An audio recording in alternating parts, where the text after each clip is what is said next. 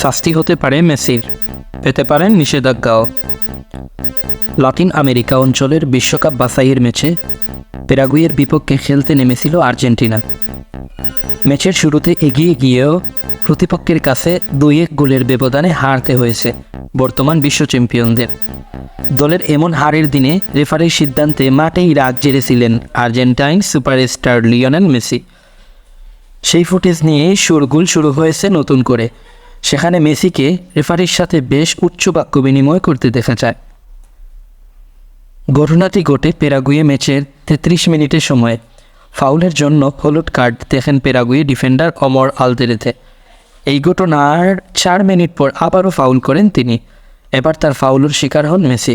আলবিলেস্তেদের জোরালো দাবির মুখে আলতেদেরকে দ্বিতীয় হলুদ কার্ড দেখাননি ব্রাজিলিয়ান রেফারি আন্ডারসন দারঙ্কো।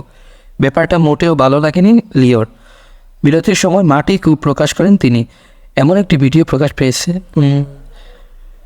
ভিডিওতে মেসির ক্ষোভ প্রকাশ করা বোঝা গেলেও রেফারিটি কী বলেছিলেন তা এতদিন ছিল অজানা। তবে ম্যাচের 2 দিন পর জানা গেল সেই সময় রেফারিকে কী বলে ক্ষোভ প্রকাশ করেছিলেন মেসি। সেই সময় রেফারিকে বলেছিলেন, তুমি একজন কাপুরুষ, আমি তোমাকে বিশ্বাস করি না। নিজেদের এক্স অ্যাকাউন্টে মেসি ও রেফারি সেই কথোপকথনের ভিডিও পোস্ট করে এই তথ্য নিশ্চিত করেছে SBS স্পট।